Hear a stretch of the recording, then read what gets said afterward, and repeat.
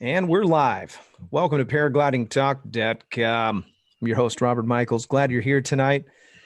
We have some very special guests on the show tonight. Larry's with us. He hasn't been with us for a few weeks because he's been flying and doing all kinds of other fun stuff. But he's back. And more importantly, our guest tonight, the famous Phil Russman. We can't say he's famous, by the way, because he's famous. And a celebrity in my world. Thank you, Phil, for coming on the show. I really appreciate you joining. You're also for having me. You're also joined by Craig. Craig's in a bunker right now. You actually wouldn't know that, but he's in a bunker. And then we also have Sean that's moderating. He's in the middle of the Nether Nones. And so we have some great moderation happening tonight. We've also got some really great news we're going to share a little bit later on the giveaway stuff, some really cool stuff. And we've got some great things coming up. The show is gaining steam and momentum, and especially as we creep into the no flying days and Christmas and weather and raining. Just got done raining today. We might be able to fly tomorrow and maybe Saturday. Hey, Phil? You never know. You never know. Tomorrow looks good, actually. Yeah. When we were on the phone earlier, I was watching some birds speck out. So yeah. I know there's hope. Yeah. Quick order. What's that? Tomorrow's a little black day. Yeah, I think so. Yeah. I think so. This show is brought to you by a few different sponsors. Nebraska PPG is one of them. Josh Bowden and his team help you to fly. If you're interested in following him, check out the link in the description. If you're in the Nebraska area, he's a great school. You can also check out Resurgence PPG. We're wearing the shirt. Represent tonight. Todd Scandrett has a group. If you want to donate to them, it's a 501c3, and the donations go to helping our wounded veterans be able to fly paramotor, paragliding, I think even trikes. And there's all kinds of good stuff that he's got going on. Go check out resurgencepppg.com. Show's also brought to you by flymyppg.com. Mike Cotter, his group in Michigan. They have a great school over there. Go check them out if you're interested in getting on the list. I think they're going to start teaching late January, early February. Get on the list. It's filling up quick. Show's also brought to you by paraorangeproducts.com. Larry has a great store, all kinds of good stuff on his website. Go check out paraorangeproducts.com. Show's also brought to you by ppgsmoke.com. PPG Smoke, Ryan Roberts, he's a local here in San Diego, and he's got a great thing going on. He's making all kinds of cool stuff. He's one of those inventor guys, and he's invented some incredible stuff for our sport. Go check out his website. That's ppgsmoke.com. Show's also brought to you by Tri-State Skywalkers, and their group. This is a club, and I'm encouraging people to join flying clubs. It's a great thing. You can learn some stuff from each other. You can keep each other accountable, and probably save some sites and things like that. Tri-State Skywalkers, you can reach out to Brandon McCloud if you're interested in creating a club in your local area. But if you're interested in joining their club, it is if you're in Indiana, Ohio, or Kentucky, somewhere in that area, reach out to Brandon McCloud. There's a link in the description. Show is also brought to you by iFly Indiana Powered Paragliding. If you're interested in flying paramotors, no better place to get your proper training than iflyindiana.com. iflyindiana.com. What a great thing we have in paragliding. What are you laughing over there, Russman? You're up to no good? Oh, I was just looking at some of the old pictures from one of the first fly-ins, the Paratoys fly-in back in 2002, I think it was. Okay, that's the first question, by the way. What happened to the beach blast? I don't know. You guys, what happened? Is it happening? I have no idea. I don't know. When was the last one? Wait a minute. I was muted. Are you speaking of the one in Panama City? Greg and I were talking about it ahead of the show, that they used to have a beach blast, and we haven't heard anything about it since. Robert, where was it located? You know, I have no idea. I just remember hearing the beach blast fly in. Well, the one that I know of used to be in Panama City, Florida. That sounds about right. Yeah, and Yep. how I remember it, the town said no more. Oh, is that what it was? Yeah, Too many people? yeah. Too much craziness. Yeah. Sounds about right. Yeah, Yeah. people were flying. I mean, the people were flying over individuals on the beach, and it was upsetting a lot of the tourists. So it got out of hand, and I think that was the final result. Was the town said no more, Yeah. and that was a big one. That was a real big one. Site preservation can be a tricky thing. That's kind of an interesting topic. We see a little bit of politics and site preservation in various places, and sometimes people come to visit and they say, "Hey, where's a good place to fly?" And you're all, "Well, God, I don't know if I want to tell you where my spot is, because you might Yeah. go there and piss people off and Yep. ruin the site for me." So in kind of a roundabout way, you typically start talking to these people and say, "Well, can you tell me a little bit about yourself? Like, are you a jerk or?" Yeah. Kind of like fishing. Yeah, exactly. So, but it is, it's understandable when you go visit someplace. People they love to see people from out of town, but at the same time, they want to make sure that you're gonna fly nice and not get them kicked out. No doubt. We've had a couple of those guys show up to Blossom. Yeah, yeah. I always feel bad. I want to talk about, you shared this story with me years ago about you were in a competition. And I asked the question, we were on the ground, and I said, have you ever put yourself in a position where you made a number of mistakes and then you ended up in a really bad place in free flight? And you said, yeah. And you started to tell me about how you got deep in this place and you were so convinced that you were going to find something there to get out of there, but you never did. And it was kind of like a bowl. Right. Can you share that story?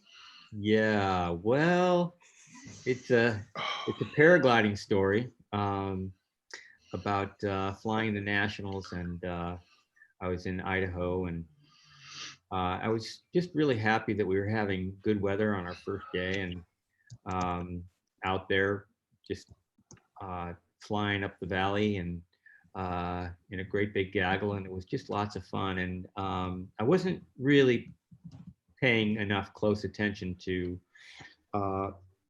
the situation that I was headed for. I saw somebody over a peak find a thermal and get out, and I thought, on one side of the peak is a valley that if you sink out into, you're not going to get out of. And that's where he was, and that's where he went, and he got out of there. And I thought, oh, okay, well, I'll just go to that same place and I'll get out. But I didn't. I went over there and I didn't find anything, and I got so low that I couldn't get back over onto the other side. So now I'm flying down this valley that basically it's a valley that is a long valley that with steep sides and lots of big, tall, 200-foot pine trees. And actually, I got to a section of the valley where there were burned out pine trees, so like great big spikes, like the scariest thing that you could see in a movie, where you're going to land on great big spikes. Well, that's what it really pretty much looked like. And I was so low over these trees that my harness was below the tops of the trees. My wing was above the tops of the trees. And I was kind of threading the needle down this valley and saw a very, very small little spot on the side of this valley, a little scree slope that's very steep, about a 45-degree angle. And I managed to slide over to that and land right on the side of that rock pile. And so I was on the ground, but I had a long way to get out of there. I was a long way from civilization, and it was really quite something to try and get out of there. I had to, you know, basically bushwhack and walk through streams and break branches and go through the bushes. And a couple hours later, so I did get out of there. I think it was about 5 miles, and I think it took me about, oh, I don't know, several hours to get out of there. It was starting to get dark, and I was starting to run out of water, and I was glad to get out of there. But it was a stupid mistake, and I wasn't paying attention, and I got off easy that time. So you think that you could have avoided that by doing something Well, different? I went over there because I made the assumption that I was going to get the same thermal that the last guy did. But you can't make an assumption like that, because if you don't get the thermal, then you're stuck, and you just don't put yourself in that situation. Just like, you know, when you're flying the motor, you don't trust it. You assume it's going to quit anytime. You always have an LZ. Well, when I went over there to that wrong side of the face, there was no LZ over there if I sank out. That was my mistake. I mean, I found an LZ, but I basically found it because I was just extremely lucky. Ooh-wee. So that potentially could have been a tree landing. Yep, could have been a tree landing, destroy your glider, and be in the middle of nowhere. And be in the middle of nowhere, right? Yeah. Oof. But I made it out of there, and the next day flew again, flew really far. Had a great flight and a good landing.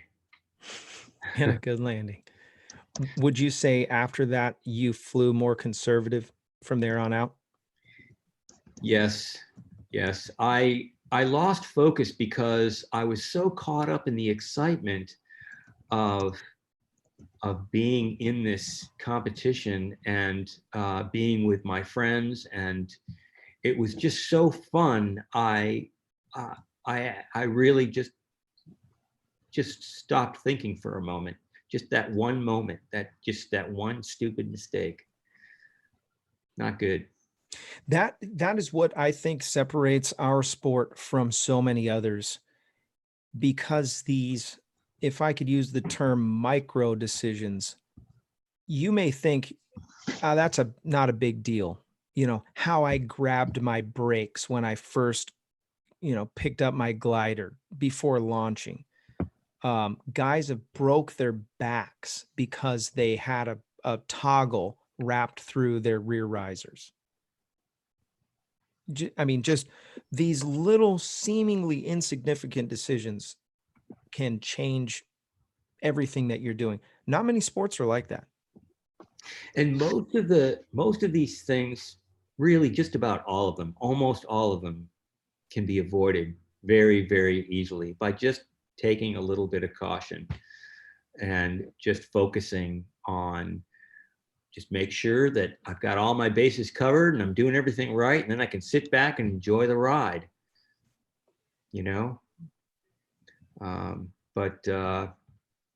that situation, I got distracted, and other people can get distracted. Like, they can get distracted doing their pre-flight. Somebody starts talking to you while you're doing your pre-flight, and you get off track, you miss something important, and it could be the one thing that causes a problem for you. What is it that you would attribute your longevity in the sport to, being able to fly this long and stay safe this long? Luck. It can't all be luck. Yeah, no, it's the old thing where, no, definitely there's luck involved, but it's the old thing where, you start with 2 glasses, right? This story where this glass is full and this glass is empty, and this glass that's all full is luck. And this glass here that's empty is experience. And so as as you go along, you kind of start pouring a little bit of this luck glass into the experience glass. And then you just hope that the experience glass gets full before the luck glass runs out. It's like I don't know what you call it, like a battle of the gurus. You got Oakley with the buckets and Russman with the cups. No, Russman has glasses. I pictured his glasses, glasses, cups, it was cups, like buckets, I was thinking more of like a crystal cup, Yeah. See, that's what I mean. Like, it's just interesting. Like that's twice on the show that's been said from two different experienced pilots. So that's a really keen observation. Yeah. Yeah, you got to get smart before your luck runs out. On that note, by the way, this episode, if you have questions you want to ask Russman, we're going to take your questions here in just a few minutes. But I wanted to ask, what's the most common mistake that you're seeing guys that are coming into the sport? And I'm not just talking brand new, but I'm talking the newer generation. What is the most common mistake that you're seeing as they come in?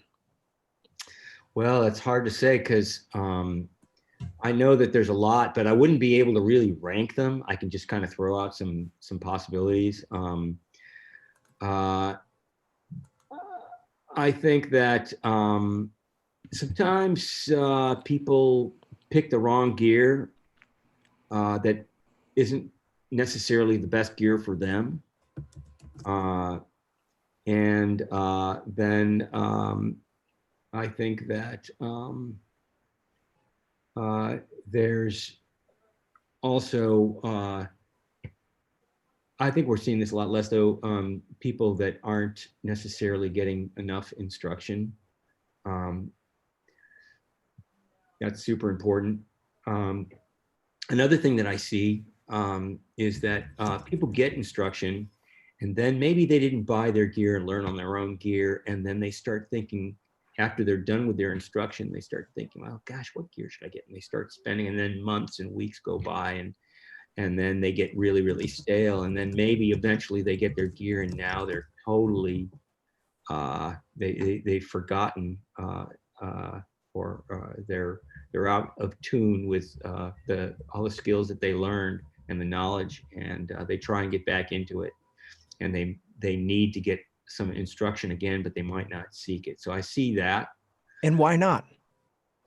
Well, because maybe they don't want to admit that they need more instruction, or they don't want to spend the money, or they don't want to go through the inconvenience if your instructor's not close by. And then I also see people who say, yeah, I'm going to worry about figuring out what gear to get later. They focus on the instruction, and then the gear choice then may be overwhelming, and or they're second guessing themselves and they're just not sure, and they procrastinate and they never get in. But of course, I think the biggest one is people buy the wrong gear. And so it's really helpful to get hooked up with somebody who has a lot of experience figuring out what gear is right for different kinds of people. I personally think that you are the best person for that. And I'm not just saying that because I know you or whatever, because you're close by, but I think you're the best person for that job. If you're watching, and if you're in the show and you're in the chat, or you're considering free flight or paramotor or any gear related decisions, I encourage you to talk to Russman and go through Russman. He's got some great he's got years and years of experience, and then he just really considers every avenue of your decision making to help you make your decision. And I think that's critical. I think for new pilots that are just getting into the sport and working with an instructor, the best thing that you can hope for is to get your instructor to figure out what gear you should get, because he's going to know you the best. He's going to have met you. Yeah, And obviously. he knows you. And so the best thing that you can hope for is to hook up with an instructor that's really good at figuring out an instructor that maybe sells different kinds of gear. So there's various options and he can mix and match and find just the right gear for you. Yeah. You've seen where it's very difficult to find equipment and gear nowadays with the internet. I mean, you can compare stuff. There's all kinds of resources. How was it back then compared to now? And what are you seeing that makes it maybe more difficult because of so many options? Well, there's a lot more. There are more choices. And what's interesting is that the choices have all gotten good. There's a lot of good choices now, and they've all kind of zeroed in on the same kind of thing. They've zeroed in on lightweight and simplicity, and for the most part, there's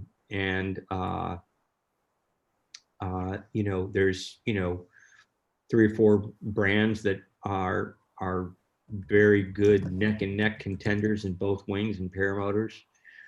And so that's good. That's a good thing.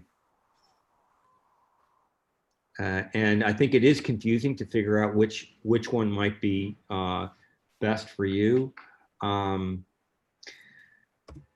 But everybody is different, and so it's kind of a case-by-case basis. It's really hard for me to try and think of an analysis. No, 100%. Take somebody, give a generic flow chart. Yeah, you can't. Every single person is different. It's funny to me now. I've got a couple of years of experience now. I've watched guys come in. There's people who fly scared all the time. They're always scared, but they want to fly, so they come.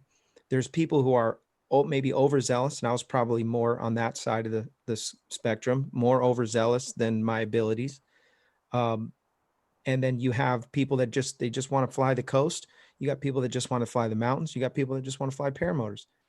But back to what I was saying about your fitting people, I've noticed over the years that you're always able to make it work. And even if the person maybe can't, like you helped me out with connecting my wing, you were considering, hey, I know about this guy. He's about to upgrade his wing, and there's going to be a wing on the market, and it's used, and you can afford it, and blah, blah, blah. And it's that, I think that's one critical thing that's kind of missing in our sport. You got people haphazardly buying stuff that maybe they're not ready for, and or they're buying stuff that might be old and dangerous. And yeah. There's a lot of that. A lot of people looking for a deal, and a lot of people and people buy the gear, they realize it's crap, they throw it back on eBay. Somebody else goes and buys it, they realize it's crap, put it back on eBay. We see a lot of that, especially with some of the old Fresh Breeze gear. Before I forget, and the old Power Atlases. Pay attention to the Craigslist and eBays if you're in Southern California.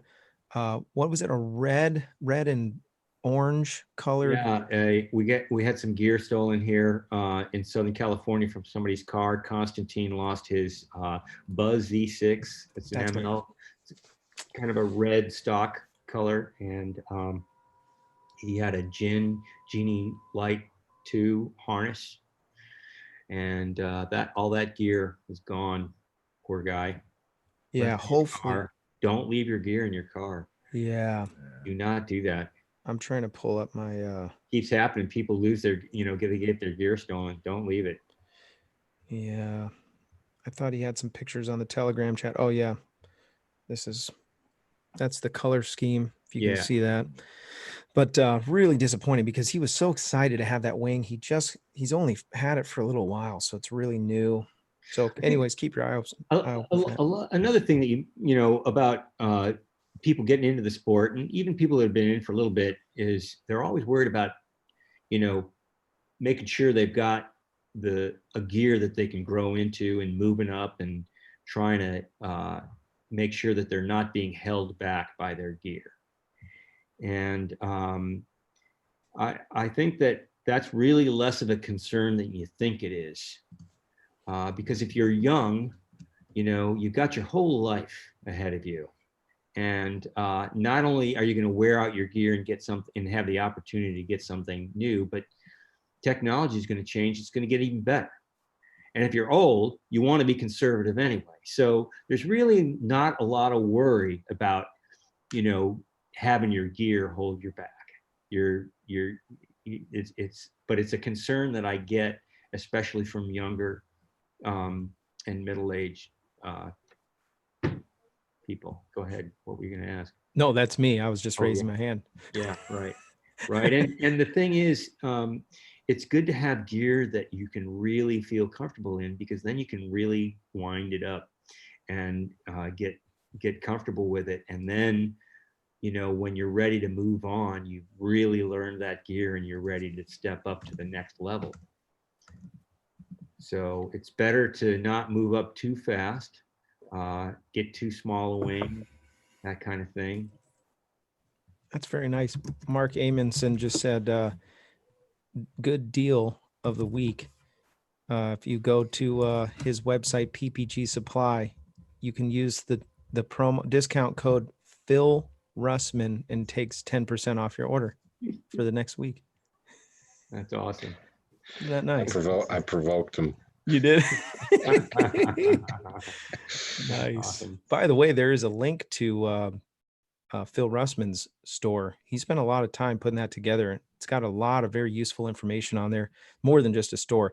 I do want to get to a comment. There is a person, Christine Frederick said, request Light Touch should get digital versions of the Masters series up on Amazon for purchase. Most of our screens don't have DVD players attached anymore, and instant gratification would drive sales. Well, the whole digital media distribution thing is a completely other subject, and it's I think that it's an inevitability, but hang in there. We understand the value, and we get that. I like that, Christine. Great question. That is a good one. Yes. Yeah, we need to make that happen, Russman. Can't be that expensive. What do they just want to cut? Just give it to them. Yeah, well, those are actually Jeff Goins. The Master Series is Jeff Goins' territory, and so I think he's been working on trying to sell them digitally. I don't know where he is with that, but there's pros and cons to doing that. As people, it's easier to pass along. One thing that I think would be very nice is either on this show or to have a community to upload a video of your launch or your landing and be able to get feedback about it. Like, for example, if somebody sent us a link to their launch or landing that they wanted some comments on this show, we could actually step through it frame by frame and kind of say, okay, well, look right here, you're leaning back a little bit too much, or you're adding too much brake or something like that. And that might be something that they and many others could benefit from. So I think that would be a great tool. See if we can make that happen. Huh? I think that's a great idea. Write that down. Good. Yeah. Paramotor Flygirl just donated $6 so far. 8. She's on a roll. Is it 8 now? Yeah. I'm lagging on my chat. I might be able to buy a burrito tonight. By the way, I do want to say thank you so much, Craig. I don't know if you can see in the background for Sean. Sean's got the Paragliding Talk logo on his wing, and I do too. We both got it's ripstop. It's legit. This is not just tape on there, something like that. We are now advertising on wings, thanks to Craig. That's incredible. Awesome. So I'm stoked about mine. It looks really nice. And I put mine in a little different area right there on, so when you're thermaling sideways, you can see it. It's probably got to be where Sean has it for paramotoring. Mine's going to be on the side, so when I'm in my motor, which is a thermal, you can read it sideways. We're educating sorry. the community with our logos. That's right. That's By right. the way, we're going to give one of those away tonight. Ooh. I think it's time to give one of those away right now. Oh, my wife just found out that we were giving money and she decided to give some of my money Yeah. to YouTube. Yeah. That was a taco at least. That was a taco. Ouch. Oh, what happened to Larry? So if you don't know what's going on right now, Oh, Sean's no. going to pull up the wheel. And if you've been chatting so far, if your name has been in the chat, you are going to get added to the spinny wheel. And if your name's in there, and if you have a wing, we're going to send you a Paragliding Talk logo for your wing.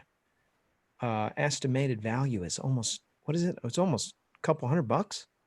It's at least $200. That doesn't include any of my time. My word. So Yeah. it's credible value. Paragliding Talk logo. What was that, Russman? I said, wow. Yeah, I know, right? I want a logo. You pick it, I'll ship it, they stick it. Yeah, you got to stick it. That's the hard part. You gotta stick it. You got to take your time and spread it out. I'll probably have to make a good video for the how to install those. I'm working on that. I'm working on Are you that, really? on how I installed it and a Nice. review. It's not going to be me actually installing it on the wing because I wanted to focus on what I was doing. But it's an exact, okay, in a smaller scale, this is exactly how I did it. So there's no reason why you can't. You know. Tony, Yeah, what is it? Marzano? Yeah, Tony Marzano. He keeps on talking because he thinks his name is going to go in the hat more. It's only one time. Yeah, I was about to say he was doing a lot of chat there. I'm going, wow, okay, well, I was keeping up with everybody here. So now that we're at this is at the cutoff point right now. I'm not putting in any more names because the Wheel of Plume is full. You know why I stuck with the name Wheel of Plume? Yeah, why? Well, because that's the sound that your heart makes when you find out you did not win. When you didn't win. Plume. Didn't win You this time. know, darn it. So here we go. All right. So I'm going to bring this up. Y'all can see my screen, right? Yep. All right. Ready to spin. And here Spin we it go. to win it. Spin it to win it. Oh, wow. That thing is full tonight. Yes, it is. Is there a lot of people watching? I didn't see what the tally is of how many people are watching. Scott Julius. Scott Julius. Okay. So here's the stipulation, Scott. If you don't have a wing, I don't know what you're going to do with this thing. So if you do, I just need you to send me over your details and we will ship this out to you. So I'm going to need you to go to the website, paraglidingtalk.com. You're going to need to go down to the information where it says contact us. And then you're going to need to give me your information. Okay. And then we are going to send that out to you. Scott Julius. Mm-hmm. Congratulations, Scott. Congratulations. Winner, winner. Chicken dinner. Okay. I do love doing that. Anytime that we can give away stuff, it just, it's exciting. It's fun. I love doing it. Okay. One of the questions that came up from the guys, by the way, if you have questions for Phil Russman, you want to talk about getting good answers. Incredible guests we have tonight. So somebody asked about your channel and they mentioned that you haven't uploaded anything in a while. And I know that you just uploaded 2 videos in the last week. So I'm pretty excited about that. You've got a couple extremely viral videos. I think you make more money than I do on YouTube, and you haven't posted in 6 years. So yes, well, there are definitely videos that I could upload and should and have been meaning to, but haven't gotten to. So it's basically just distractions and busy with other things. No excuse. Sorry about that. Okay. There's going to be a couple coming. Are you going to release those other 2 or no? The two that I shared, those two links, one of them is live here. Oh, Um, is that the Dave one? you know, there's two channels. There's a Phil Russman and there's a Light Touch Films channel. So Oh, I wonder if they're talking, which one they're talking about. I think it was the Light Touch Films one. Okay. Well, here, I'm gonna make the I'm gonna make it public. So that's public now. So I just made Ryan's little flight public, so that will help a little bit.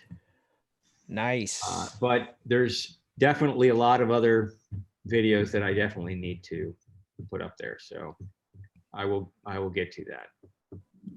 Paramotor Crazy said, is it really worth learning free flight if you don't live near a coast? How often would you really be able to fly? Besides tows, which require assistance, what alternatives are there? This is a trike and foot launch guy, Paramotor Crazy. Great question, by the way. Do we know what part of the country he's in? He lives in Backwash, Louisiana. Louisiana? No, I'm just kidding. No, he lives, where does he live? He lives in, where's Paramotor Crazy? Is he in Florida? No, he's with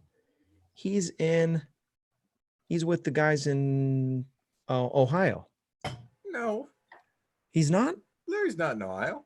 I thought he was in Ohio. Isn't he? No, Larry's not in Ohio. I think he was in Florida. No, Paramotor Crazy. Oh, Paramotor Crazy. Yeah, he's in Ohio. He's in Ohio. Cincinnati. Yeah. Cincinnati, Ohio. Bingo. Yeah.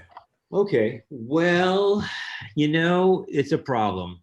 Yeah, there's a lot of towing. You might be able to find some ridges that will work. There's actually some places on the coast, on the lake up in northern Ohio that will work, that some of the guys will fly when the wind is coming in off the lake. But yeah, it's slim pickings. But you know, don't discount towing. Towing is really a fantastic thing. It's not very popular because not a lot of people know how to do it, and not a lot of people have the ability to go out and buy a winch. But over time, I think that's going to change. And it could be you. You could be the one that learns how to tow and goes out and buys a winch. Come on. This is what my friend Thad Spencer did in Minnesota back in about 2007. I was living in Manhattan at the time, and you know, we'd done a lot of free flight together in Europe and the Alps and various other places, and he lived in Minneapolis, and he said, Phil, I just bought a scooter tow. It'll get you up to 400 feet. Why don't you fly out here and we'll do some scooter towing? And I'm like, are you kidding me? I think my friend has finally lost his mind. So we went out there and we did some scooter tows, and it was kind of fun, but you know, we really didn't get much accomplished. We'd have a nice little glide down, get some bumps and whatnot. But we had a friend who lived in that area that was very experienced at towing and had a great big long tow system. And he said, you know what? At the end of the week, I think it's going to be really good weather. Why don't you guys let me come out north of about 50 miles or 100 miles north of Minneapolis, and I'll tow you guys up. And I said, okay. So we went out there, and this tow line, the tow line looked like a clothesline, and the tow system looked like something that was just thrown together, but it worked great. But you know, I didn't really have a lot of hopes that this was going to get us anywhere. And I towed up once and then landed right away, and maybe it was a little too early. And I had a t-shirt on. I wasn't wearing a jacket. This was in the summer. And then he towed me up again, and I caught a thermal. started sinking out, but then I caught a thermal. And so I climbed up to cloud base and then started gliding off to the next one. And Thad towed up, and the same thing happened to him, and he started flying cross country. And basically, I flew all day for the rest of that day. I'd find a thermal, top it out, glide, find a thermal, glide, top it out. This was on my 4-liner Sigma 6 back in 2007, I think it was, or 2008, something like that, 2008 maybe. And I flew 90 miles that day, which was a Minnesota record. No way. And it's flatlands. And Thad did his personal best, which was 25 miles. And in fact, what was really cool about that is when he landed, the guy with the tow truck, the payout winch, came to where he was, and they found a road right next to where he landed, towed him up again, and he continued for another 25 miles. Wow. Yeah, so towing has a lot of potential. It is really an amazing thing, but there is some startup costs, some startup knowledge, and you really got to want it. But if you're willing to do that, you could be towing in Ohio, and if you have the time and money to travel, there's great places that do have some great mountains in the U.S. and certainly in Europe and all over the world. So, if you have the time and money, paragliding is definitely not something that you're going to want to miss. Love it. Love it. That's something we should do a whole show on towing. I know that,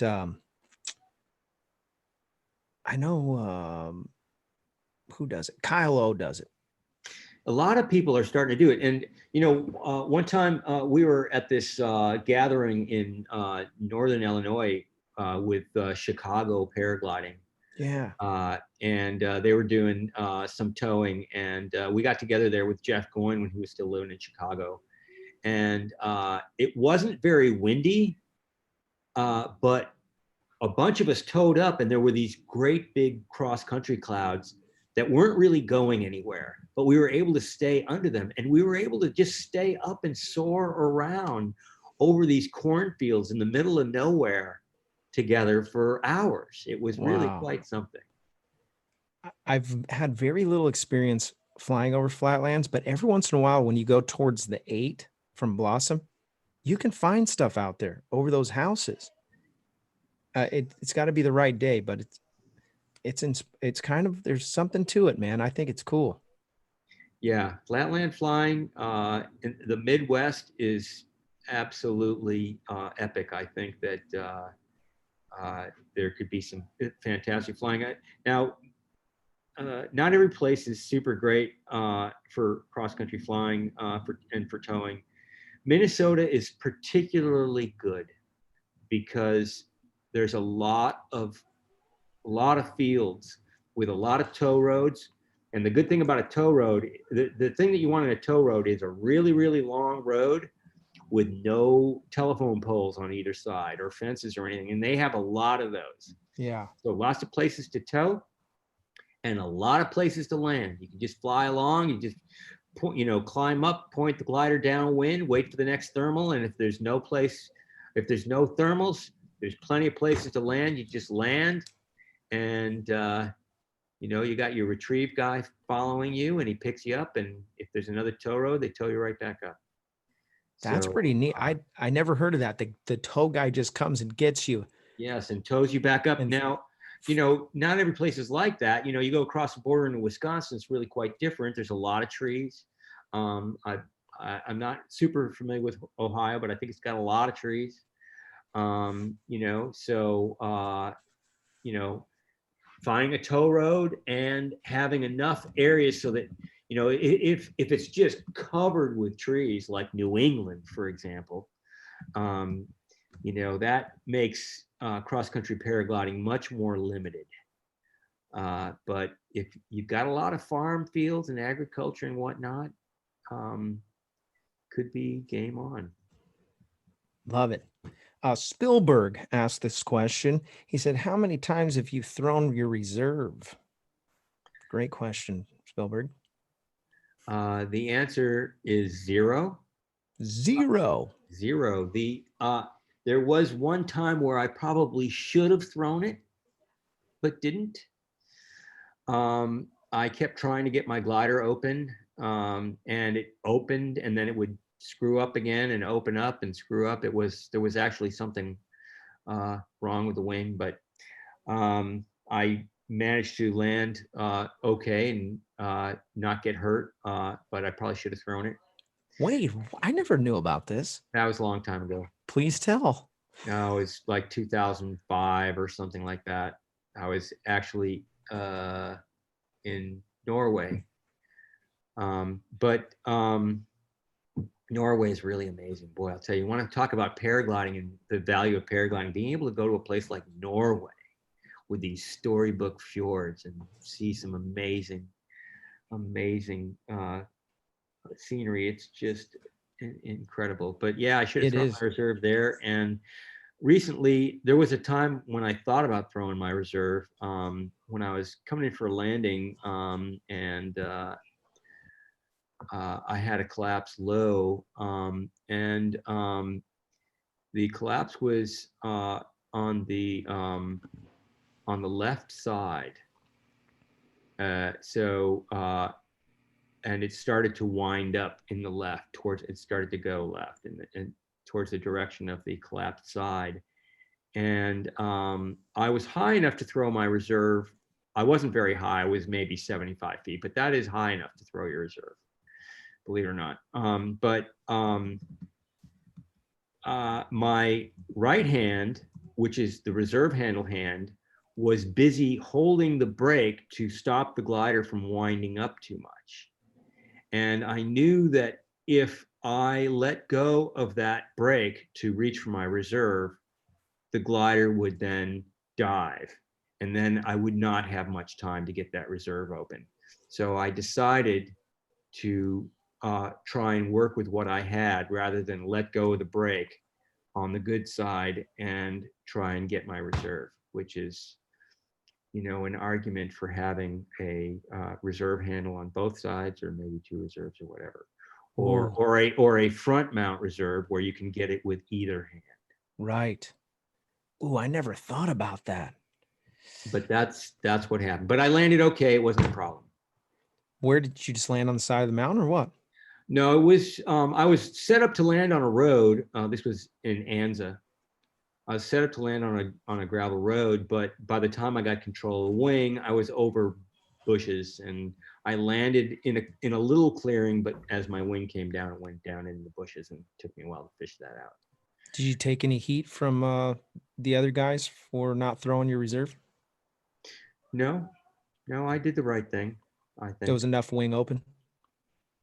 Yeah, I don't think I think I did the right thing. I don't think that that throwing the reserve would have been the answer in that case. But like I said, if it had been a front mount reserve, or if I'd had a left reserve handle, or if it had been the left brake in my hand and the right hand was free, there's a very good chance that I would have thrown my reserve. Wow. Yeah, that is something that I remember. We did a show with Brad Ganuccio, and one of the things that he always says is, don't be ashamed to throw your reserve, just throw it. And in his classes, he promotes, throw it. It's super fun. There's nothing wrong with it. And I completely agree. Throw your reserve. If don't hesitate. One of the things, and I can catch myself feeling like, yeah, I would try to fix it as long as I could, but well, if you're at 3,000 feet, yeah, you should definitely try and fix it. Oh yeah. But if it's just not working out, like they say, when in doubt, whip it out. That's it. Scotty Flintstone just donated $2. By the way, that's the best way to get your comment highlighted. It says, can we discuss PPG SIV? Great question, Scotty. Yeah, it's a good question. I normally PPG, normally SIV or maneuver sessions, as they're sometimes referred to, are not done with the paramotor.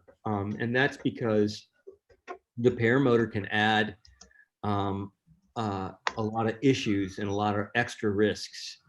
And so to avoid those, it's good to do the session without the motor. And so you could argue, well, how am I going to learn how to deal with this unless I'm doing it the way it's going to happen with the motor? That's a good question, but there is additional risk, and I think the consensus at this point is that it's probably not worth the extra experience you're going to gain to take that risk. It would be nice though if it was a reasonable way to go, because so many times with SIV you're limited to places where you can have a large area to do towing, to tow people up, and if you could do it with the motor, then you could just motor up and do the maneuvers sessions, and that would make it easier. But I do believe that there's a significant amount of extra risk associated with doing that stuff with the motor. Yeah, there's all kinds of dangers, when you mix the motor and all the dynamics. There's stuff to catch those lines on,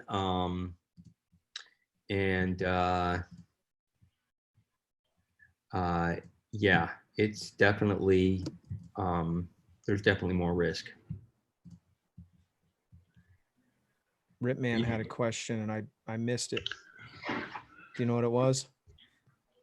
Yeah, I was looking for it. I couldn't find it. I was scrolling. He was asking if Phil was doing any training. Oh, that's Nope. what it was. I'm not doing any training. Nope. But there's a lot of good instructors out there. If you're not sure, you can call me and ask me, but I'm not doing any training. So, and that also means that I'm not selling gear to new pilots that don't have an instructor. Because I think that it's a good idea to buy your gear from your instructor when you're a new pilot. Been helping a lot of folks with their second set of gear, and more experienced pilots that are trying to figure out where to go from where they are. Yeah.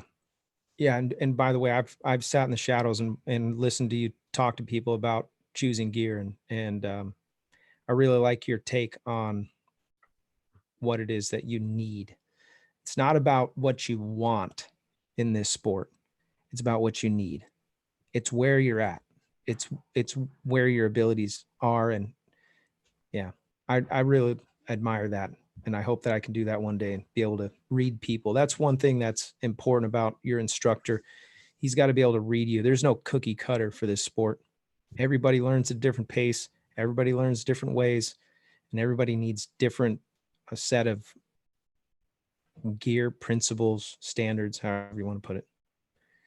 Yep. Yeah. Russman covers the wide range because he's so old. Phil, I have a question. Going back to your potential deployment of your reserve, you were at 75 feet. I take it you were not on a paramotor.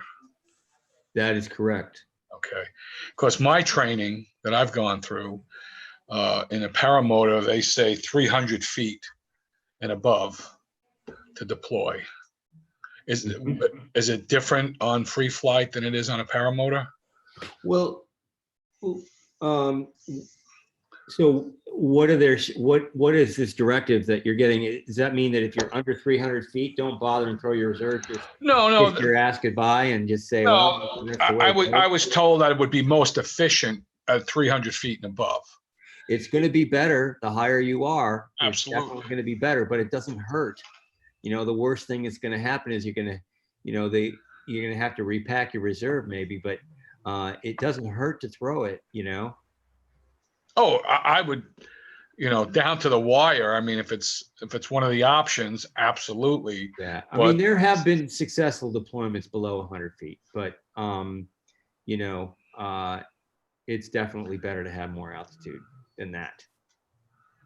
I guess for the weight of my machine and everything, 75 feet wouldn't be much. I fly a quad, so I think that the weight would be a big factor. I wouldn't have a lot of time, but absolutely, when you're down to the wire, you throw whatever you can. Don't forget, these things are designed to open quickly, and you know, whatever it is that's putting you in that situation that is making you think that you need to throw your reserve or you need to throw your reserve, you're not necessarily just falling like a rock, okay? There's a good chance that you got at least maybe half your wing, and you're not just falling out of the sky. So you've got time, and those reserves, like everything else, are getting better and better, and they're opening faster and faster. And you know, even if it doesn't open all the way or isn't open for long, it's going to be better than nothing. Absolutely. Most likely. You know, so I think the best thing to do, though, is really, one thing to do is to avoid the situation in the first place. And one way you can do that is when you're low, fly it like you want to keep that wing open. So that means, you know, don't fly in really, really turbulent conditions. So that, well, in paramotoring, obviously, you know, if you're going to launch and land in turbulent conditions, you're really asking for it, because when you're close to the ground, if you have an issue, it's going to be an issue.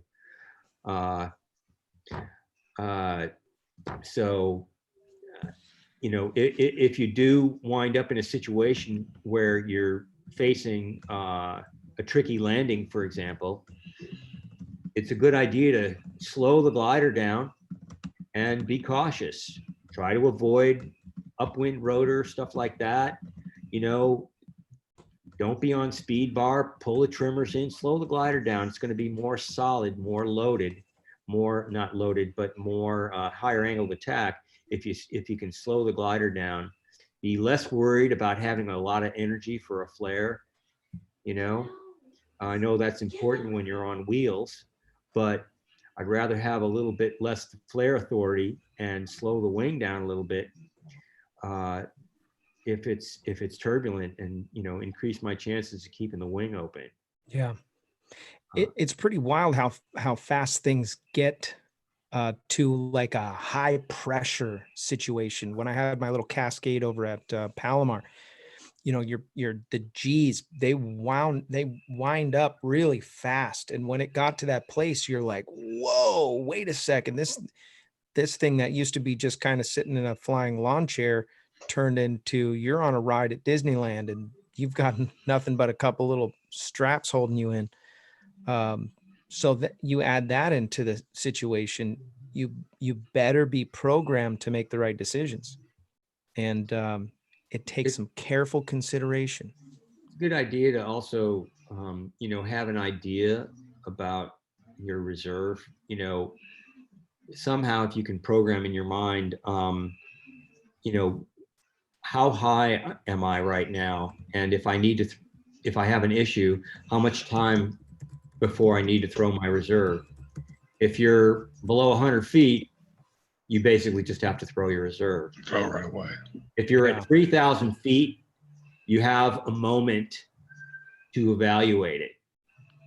But the thing about that is, the caveat to that is that sometimes, even though you're really high and you get a tip that's stuck, and then with your stuck tip, you get into a spiral, which we call a stuck tip spiral, then you can get stuck into that and pulling a lot of G's, and you don't want to wait too long to throw your reserve, because not only are you losing a lot of altitude very quickly, but you're pulling a lot of G's. You don't want to pass out. You don't want to get disoriented. So if it starts to wind up like that, don't even deal with it. Just get the laundry out. Get it out. Get it out. I was talking to Max Marion, and he had a reserve toss because he was doing acro stuff all the time, and he's thrown a reserve many of times. And I guess he knew it wasn't coming back out, but on purpose he waited until he lost about $1,000, and then he was like, okay, now I'll throw my reserve. And I thought, oh my gosh, that's crazy.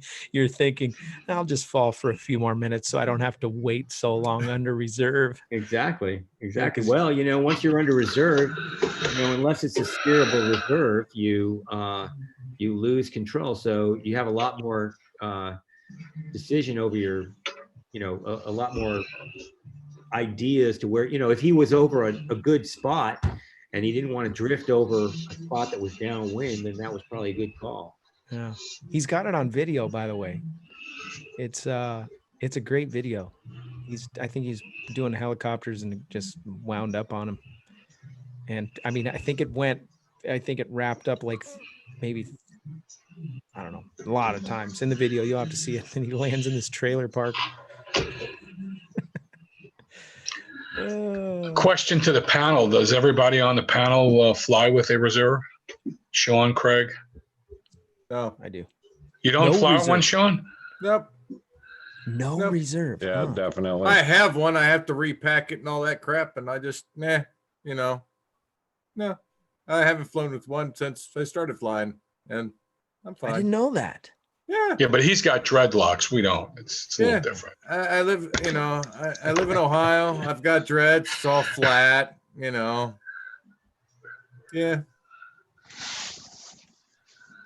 Interesting.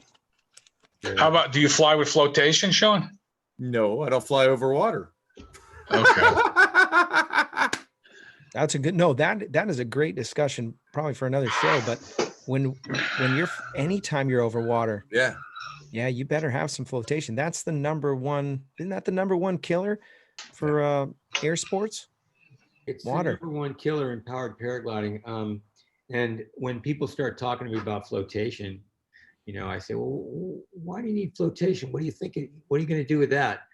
And they say, well, I want to fly over some water. And I'm like, well, maybe you should just not fly over the water. Yeah.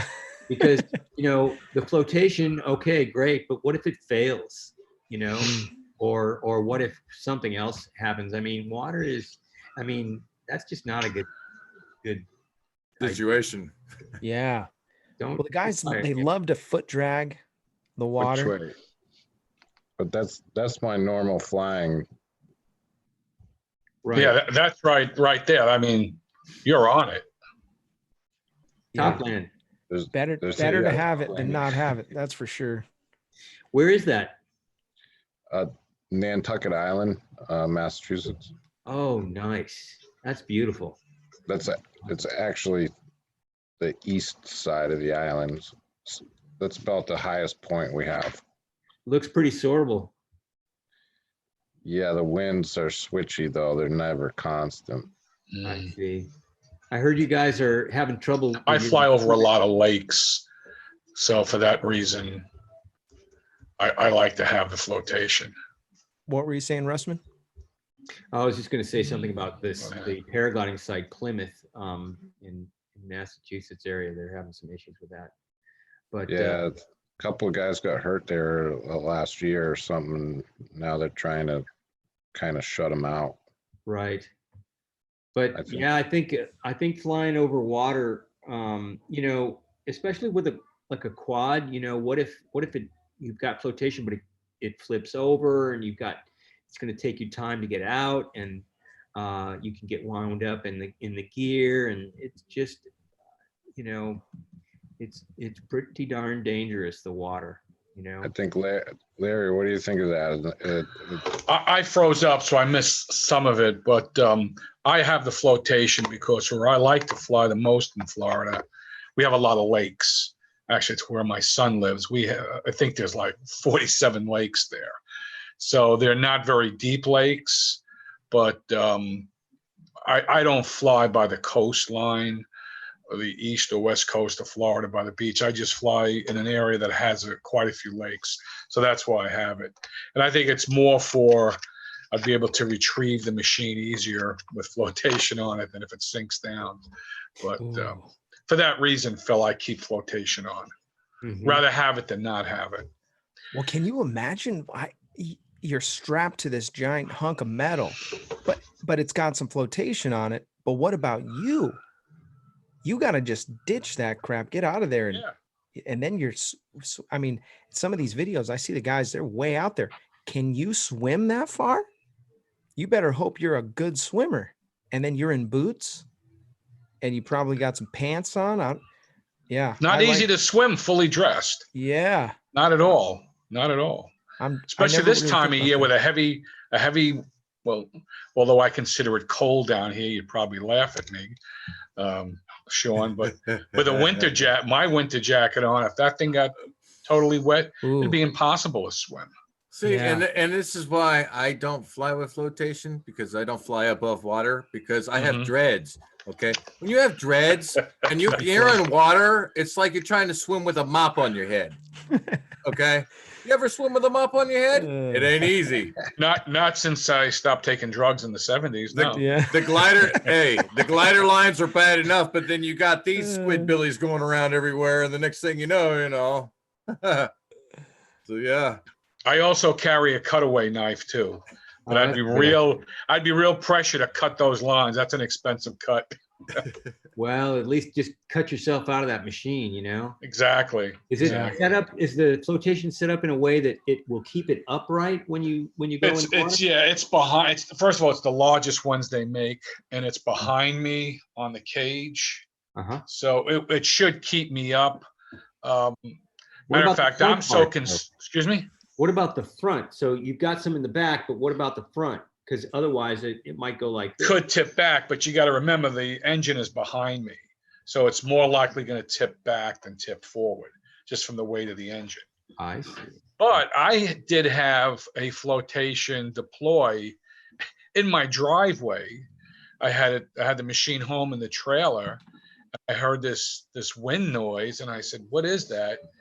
And my wife, the bag lady, looked in the trailer, and there was this big yellow thing. She said, "Hey, your balloon popped." I said, "My popped." And I went in there, and sure enough, the flotation. I said, "Wow, that is pretty big." So, took it out, repacked it, got a new tank, and put it on. But they do go off. And one of the things I recently did on my cage, I took paracord and continued the netting down the side, so if it does deploy in the air, it doesn't get sucked in my prop. So something to think about if you're flying a wheeled machine or any machine that your flotation, if it's behind you like mine, you want to make sure you have some kind of mechanism to keep that from going into the prop. Right. Yikes. So since we have tons of paracord around here, I found a corresponding color and made a little more netting out of it. Was it orange? Of course. Pair of orange products. My office is everything's turning orange. You kidding? It's orange, of course. We've got yards of that stuff. I'll tell you, Phil, I'm a big believer in anything that could save us from a catastrophe. I'll go ahead and invest in it, and I'll fly with it within reason. I think flotation, I think reserve is something we should all fly with. Yeah. I've even looked at the someone I fly with, a gentleman named Bob. He looked at a reserve that works on a CO2 type of deployment, to like a cannon type. And I'm really thinking about that. Don't forget, when we fly in a machine that we're sitting, we have the luxury of being able to have a little bit more weight than people that foot launch. So they've been using them on ultralights and sports crafts for quite some time. Right. They're a little expensive, but that's also, in our situation, when we throw the laundry, we want to make sure it doesn't get caught in the wing or what's happening with the wing behind us. So sometimes a type that's propulsion is not a bad idea, but I haven't gone any further with it. Gotcha. Well, we're going to go to the after show. All right. Phil Russman, thank you so much for coming on the show. Really appreciate you taking the time to do that. I know you're a busy man. My pleasure. Yeah, if you want to For come having to the, me. yeah, if you want to join the after show and you are one of the Patreon supporters, you send me a request right now in the chat before the chat dies. I think it takes 5 more minutes for that to die. If you want to join. There was one more question, Robert. Oh, There's one more question. Yankee Okay. SC1 wanted to know, what is Russman's educational credentials? PhD, Cal Poly? That was just a question that he had popped in there, and Gotcha. I have a master's degree in aerospace engineering from Stanford. That's my last education, a formal education. You know, I haven't done much with that for a number of years. Fly a number of different aircraft, have a various aircraft ratings, but yeah, I think that's probably what he was referring to with my education. Ryan Roberts made it in just before the end of the show. What's up, man? How you doing? I just happened to be sitting on the couch and I saw Phil was on a local density in this area and he's not far from me. And then I heard talk about floats. So Yeah. I might as well try and jump in if I can. By the way, this is the guy who invented the power floats for the PPG smoke floats. I don't know what we call them, floats. The chase cam. Oh, this is ppgsmoke.com. What's up?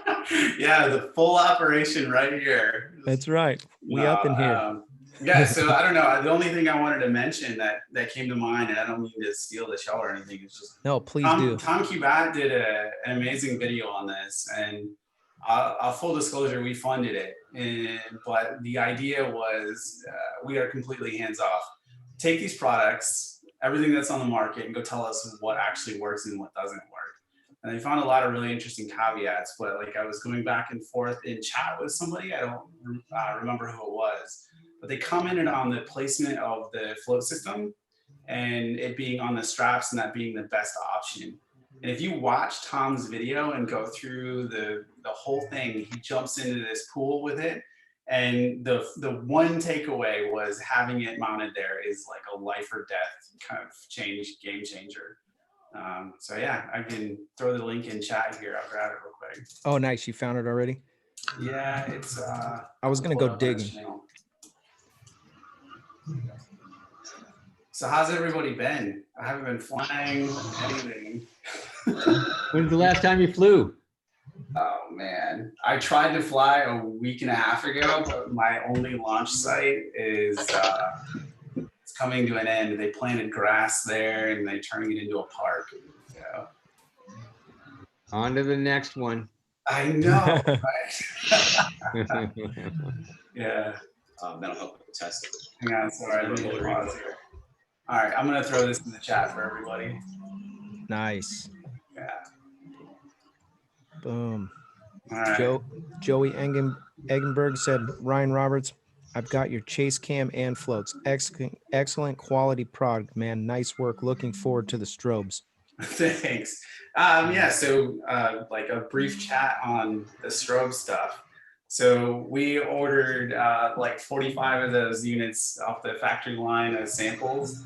And the supplier that underpins the RX-TX, like the radio and transmitter, ended up sending us like some hack version that they got from another supplier. So we had to hit pause on that, work at the 45, but even with the lower power transmitters, they're amazing. So we'll have a good number of those units going out to dealers over the next, well, they were supposed to ship this week, but probably next week. So y'all get to start playing with that stuff. It's super cool. Yeah, they look cool. Yeah, they're fun. And they got a really good solid case. You can tell those are gonna last long too. Yeah, a couple of different mounting options. So on your spars and your wingtips and on your helmet are the ideas. And they zip tie, or you can drop them in on a leash or 3M to your helmet. That's cool. Yeah.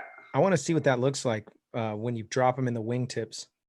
Yeah. I bet you that's going to look pretty cool. Yeah, it looks pretty neat. We're trying to get out to Glamis here, sometime before the end of the year and go fly around pretty late at night with him. Be fun to test out and shoot footage of. Yeah, we should do one at Torrey. Sometime before the end of the year. Sorry, guys. All right, I threw Tom's video in the chat. All right, I'm done. All yours.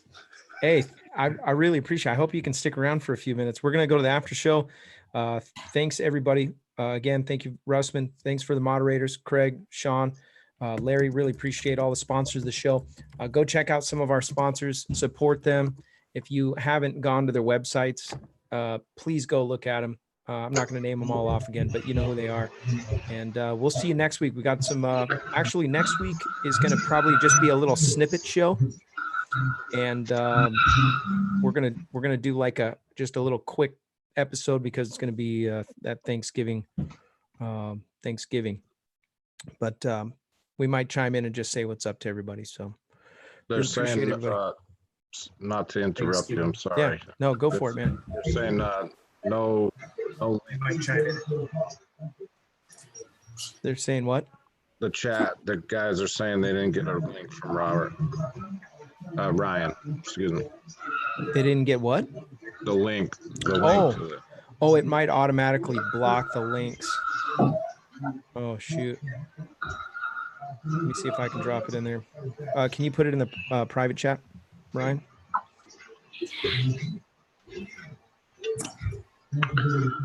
I knew I heard a kid. Here we go. Here, boom. Getting some feedback from something. Sure. I think is that Larry's? I don't know. No, it's not me. I'll mute though. Yeah, I was picking up from Larry's. He must got a microphone. Yeah, I think so. He's got a boomer. Close, boom. Here we go. Let's see. Better let me put the, oh man. Let me see here. There we go. Boom. I thought it wouldn't let me put it in my own chat. That's funny. Yeah, you got it. Woo. Yeah. Mark Amundsen flying in the You can see me? dead of winter. Yeah. Your name is Shayna right now. Caught you. How do I change that? I don't know. Whatever. I'll take it. Whatever. All right. We're going to go to the Are we after still show. live or are we off the show? Yeah. No, we're still live. Oh, We're my bad. live. Yeah. I am What's up, turned world? off right now. Yeah. What's up, internet?